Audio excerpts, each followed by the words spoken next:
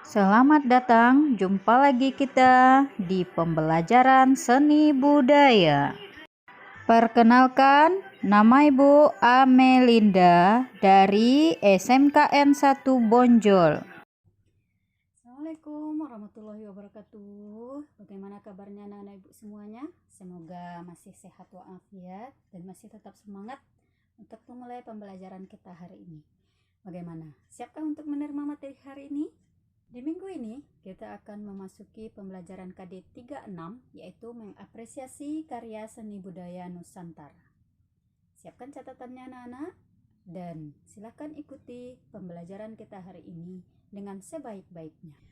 Tujuan pembelajaran kita adalah yang pertama, memahami konsep tentang apresiasi seni budaya Nusantara. Yang kedua, memahami langkah dan tahapan apresiasi seni budaya Nusantara. Dan yang ketiga, menerapkan apresiasi seni budaya Nusantara. Kemudian yang keempat nanti, ini di KD 45, yaitu melaksanakan peniruan terhadap karya seni budaya Nusantara. Kita masuk ke konsep apresiasi seni budaya Nusantara. Mengapresiasi adalah mengerti serta menyadari sepenuhnya sehingga mampu menilai secara semestinya. Dalam kaitannya dengan kesenian, apresiasi berarti kegiatan mengartikan dan menyadari sepenuhnya seluk-beluk karya seni, serta menjadi sensitif terhadap gejala estetik dan artistiknya, sehingga kita mampu untuk menikmati dan menilai karya seni tersebut secara semestinya. Menurut Yakob Sumarjo, tahun 2000 menjelaskan pengalaman seni adalah keterlibatan aktif dengan kesadaran yang melibatkan kecendekiaan, moral, estetika, dan intuisi manusia dengan lingkungan atau dengan benda seni. Proses pengalaman estetis, unsur perasaan dan intuisi lebih menonjol dibandingkan dengan nalar. Proyeksi perasaan tersebut bisa bersifat subjektif, bisa bersifat objektif. Subjektif artinya karena penghayat menemukan kepuasan dan kesenangan dari objek benda seninya. Objektif karena proyeksi perasaan itu berdasarkan pada nilai-nilai yang melekat pada benda seni tersebut. Kita masuk ke jenis-jenis apresiasi seni budaya Nusantara. Yang pertama kita lihat adalah menurut pendekatannya. Menurut pendekatannya ini, apresiasi terbagi kepada dua, yaitu apresiasi aktif dan apresiasi pasif. Apresiasi aktif itu dilakukan secara mendalam, sedangkan apresiasi pasif itu tidak dilakukan pendalaman lebih lanjut, atau biasanya itu hanya dilakukan oleh orang awam saja. Apresiasi aktif itu terbagi kepada dua, yaitu pendekatan aplikatif dan pendekatan kesejahteraan. Pendekatan aplikatif itu terjun langsung ke dalam bentuk seni yang disukainya. Sedangkan pendekatan kesejahteraan itu menelusuri dulu asal-usul dan sejarah bentuk karya seni yang dibuat ini. Kita masuk ke menurut tingkatannya. Itu terbagi kepada tiga, yaitu apresiasi empatik, apresiasi estetis, dan apresiasi kritik. Kita mulai dari empatik. Itu upaya penilaian berdasarkan unsur-unsur tangkapan panca indera kita. Apa yang kita lihat, itu yang kita tulis, itu yang akan kita nilai. Kemudian apresiasi estetis, itu upaya penilaian melalui pengamatan dan penghayatan, sehingga lebih mengeksplorasi lagi unsur intrinsik dan ekstrinsik dari karya seni yang kita lihat. Kemudian apresiasi kritik, itu lebih kompleks lagi, melibatkan kegiatan klarifikasi, deskripsi, tafsiran, analisis, evaluasi, dan kesimpulan. Kita lanjut ke tujuan dan fungsi apresiasi seni budaya Nusantara. Tujuan apresiasi dulu yang kita lihat. Tujuannya itu ada 4. Yang pertama, memahami alasan penciptaan karya seni. Tidak hanya menilai fisik dari karya seni tersebut, tetapi juga menilai teknik yang digunakan, alasan penciptaannya, dan pesan yang disampaikan seniman. Kemudian yang kedua adalah mengembangkan kreativitas. Itu untuk mendorong lebih kreatif lagi dalam menganalisis dan mempelajari bentuk-bentuk karya seni, baik itu oleh penikmat seni maupun senimannya. Kemudian menumbuhkan kepekaan estetis, Semakin sering bersinggungan kita dengan karya seni, akan semakin sensitif pula kita terhadap keindahan dari karya seni. Kemudian untuk menyempurnakan karya seni. Apresiasi ini yang dilakukan oleh penikmat seni akan mendorong senimannya untuk menyempurnakan karya-karya seni berikutnya. Kita masuk ke fungsi apresiasi seni budaya Nusantara.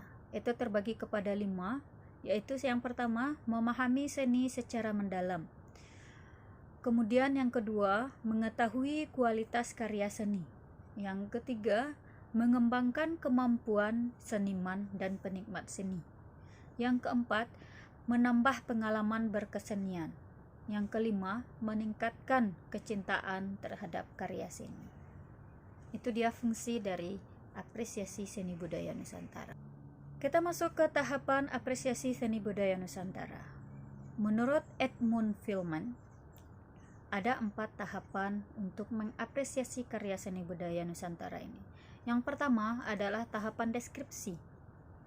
Itu dilakukan yaitu mengidentifikasi suatu karya seperti jenis karyanya, bentuk karyanya, judul karyanya, nama si senimannya atau si pembuatnya, waktu penciptaan, serta keterangan tentang alat dan bahan dan teknik penciptaan karya tersebut. Semua hal yang berkaitan dengan karya seni itu dicari, ditelusuri, dideskripsikan. Yang kedua yaitu menganalisis, yaitu mengaitkan antar unsur-unsur pembentuk seni seperti bentuk objek, ukuran objek, warna objek, dan tekstur objek. Kemudian interpretasi atau penafsiran. Itu menggabungkan semua informasi melalui tahapan deskripsi dan analisis sehingga menghasilkan kesimpulan makna dari karya tersebut. Kemudian penilaian. Ini yang terakhir, yaitu terdiri dari 2, yaitu evaluasi dan kesimpulan. Penilaian itu sering terpengaruh oleh hal-hal subjektif seperti pendapat pribadi dari penikmat seni, yang seharusnya penilaian itu dilakukan secara objektif. Harus, kalau memang karyanya bagus, katakan bagus, tanpa ada pengaruh dari senimannya kurang bagus selama ini reputasinya, atau senimannya kurang mahal karyanya, seperti itu. Kita masuk ke menerapkan apresiasi seni budaya Nusantara. Caranya itu terdiri dari 3. Yang pertama, mengenali bentuk-bentuk karya seni budaya Nusantara. Kita harus cari tahu dulu apa-apa saja karya seni budaya Nusantara ini. Baik dari media cetak, media elektronik, baik dari internet maupun dari tulisan. Gali apa saja karya seni budaya Nusantara dari Sabang sampai Merauke. Kemudian setelah kita menggali informasi, kita mempelajari bentuk-bentuk seni budaya Nusantara. Dilakukan dengan cara mengamati secara langsung. Mungkin kita terjun ke tempat orang si seniman membuat karya, kemudian kita mencoba mengerjakannya, kemudian kita menciptakan bentuk-bentuk yang kreatif untuk karya seni itu. Dalam mencoba itu kita juga bisa berkreasi, memodifikasi mungkin. Jadi setelah kita mengenali, kita mempelajarinya. Kemudian setelah itu kita menampilkan bentuk seni budaya Nusantara. Kita tampilkan keluar, baik itu melalui pameran maupun pertunjukan seni. Baik anak-anak ibu semua, apakah sudah paham kira-kira terkait dengan materi kita ini? KD 36 mengapresiasi seni budaya Nusantara. Ibu berharap semoga anak-anak ibu semua paham tentang materi ini. Apabila anak-anak ibu sudah paham tentang materi ini, sekarang kita masuk ke penugasan KD 36. Yang pertama, ringkaslah materi ini yang sudah ibu berikan dari tadi. Yang kedua, pelajarilah salah satu karya seni budaya Nusantara. Cari informasi sebanyak-banyaknya terkait seni budaya tersebut dan tuliskan penemuan dan pandangan kamu dalam bentuk laporan. Misal, carilah salah satu karya seni budaya Nusantara dari Sabang sampai Merauke. Misal kita ambil dari Sumatera Barat. Kita mengambil contoh seni teater, yaitu Randai. Carilah informasi sebanyak-banyaknya tentang Randai.